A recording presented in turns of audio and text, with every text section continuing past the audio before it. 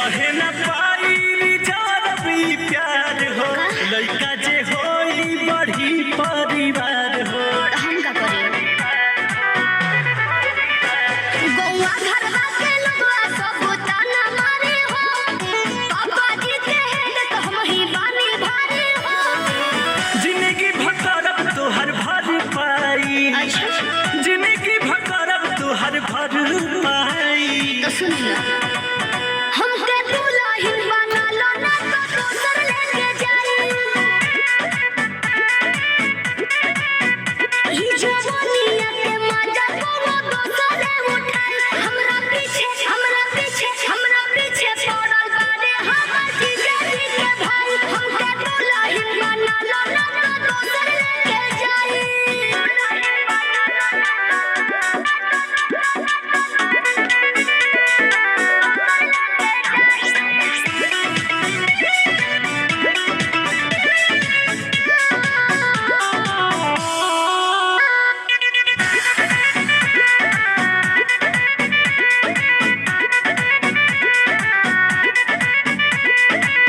बाड़ू ना लइका बनाई का जमाना माई से कही के तू करी दाना माना। कैसे कर दी सुनो अतना दिन तोहरा संगे रहनी मजा से बात चलत बा शादी के बसवन कुछ राजा से। देखी हम तू मान जइहे बाबू माई देखी हम तू मान जइहे बाबू माई।